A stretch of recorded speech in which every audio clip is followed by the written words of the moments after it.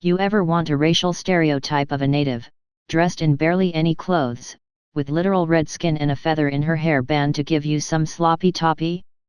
No? Then congratulations, you're probably normal, at least more acceptable than this mighty fine degenerate, who I should introduce you to. Toro the King. Or Shirtbusters, or King Carousel, or... Oh Jesus Christ, he's got a lot of names, we'll put it that way. Anyway, to save your poor eyes, and because this is a video on YouTube, I have to obviously censor out a lot of the images. I mean, seriously, 95% of this video is probably gonna be blurry backgrounds. So, what does this guy do? Why do I find worth in talking about him? 'Cause it's funny, this guy is up to some real autistic fucking antics, and let me tell you, it's a fucking hoot. Toro, or Shirtbusters as he's seemingly more known as, is a degenerate artist who posts a lot of weird fetish/kink shit. A lot of it very, very weird. Oh yeah, keep in mind he is from Brazil, also now close to or in his 30s. This will make something a lot funnier, and gross, later. Now, of course, on the internet, weird art is everywhere. And so is a lot of sexual stuff. Though I don't know if people are jerking off to this. Our friend Toro has a history of not only taking people's OCs and drawing porn of them, but also real people. You can see how drawing real people or their characters, without their consent, both in a terrible art style, and in sexual situations, might not go over the best. He also happens to have his own harem of characters, all of whom are so racially insensitive it'd give Twitter a full aneurysm if they ever found out about him. We have Barnaby, which I'm guessing is some kind of retarded self-insert. Diane, a clear native stereotype. I mean, she's literally just red. Nuwa? Numa? Fuck if I know, I'm too retarded to read and I don't care. The Asian of this strange race play fetish harem shit. You can tell she's Asian because she has closed eyes, a fancy silk jacket, and she's so yellow she looks like a cartoon sponge. Patria. I'm assuming Indian. I'm culturally insensitive, so I don't know. Ziyula. The Mexican. Of course.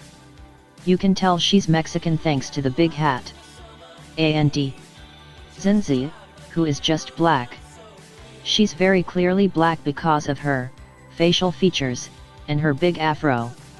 Of course, these characters aren't really all that important. We're here to focus on Toro and his fucking funny behavior, not his autistic porn characters.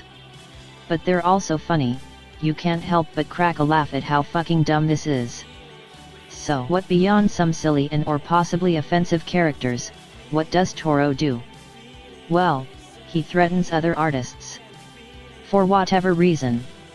It seems poor little Toro can't handle the idea of people not constantly sucking off his, well, admittedly very sub-par art. And not supporting his spurgouts regarding other artists, or the fact some ignore him. So he essentially gets mad over being ignored, which causes people to ignore him, which then makes him mad. This is one hell of a cycle. There's quite a lot to show of his spurgouts, so I'm only showing a small amount. Of course, if you'd love to see it all, I've linked a thread, which should be the first thing in the description, to the Kiwi Farms thread containing a lot of this guy's pure unfiltered spurgery. Trust me, it's worth the read. I can't really show you his response to being ignored by artists he likes, as he would just straight up draw weird gore and or porn of them. And again, I'm on YouTube. In his infinite spurt DOM, he would make countless alt accounts and sock puppets to harass the artists. He has a massive ego for a man with the art skills of a child with no hands. But good for him. Of course, a man who spurgs out as much as him, would only spurg out in many other places too. There's quite a few examples of him being salty over things, but I think the funniest one is this thread here, where a person on Twitter posts about their desire to get some art commissioned of their Destiny 2 character. Toro replied, seeking to do business, as any good artist would probably do. Upon another artist replying, and unlike Toro, Getting somewhere with the OP, Toro proceeds to just threaten the OP. He would proceed to then complain about OP in a few more tweets, proclaiming how thick-headed she is, and how it's hard not to stoop to their level. Oh, but she's just a girl. He also has a tendency to harass people on a website known as Curious Cat, which is essentially a way for people to ask questions anonymously to the owner of the account. Of course, he would just tell people to be glad he can't kill them. As a classy, sophisticated man, with a taste for dark chocolate wood. In this fine example, you can see how he took a peek at another artist's work of someone's OC, and then proceeded to make it quite well. You can see how he may have butchered the design. There is so much more regarding this guy, and it's fucking hilarious. I really just wanted to make something a little short to laugh at the dude though. There's also videos of him debating with a fucking furry over Lilicon. It's a pure goldmine of laughs, I promise you. Oh yeah, did I mention this dude whacks off to Lilicon? Christ, it's like his entire purpose in life is to be a walking joke. He's got plenty of reblogs or likes or favorites or however the fuck certain sites work, on a lot of full-on drawings of naked children. Not the Lolita fashion, just straight-up depictions of literal children in very very disgusting situations. But hey, I'm not here to give you my opinions or be a moral compass, but I do think he deserves one of these.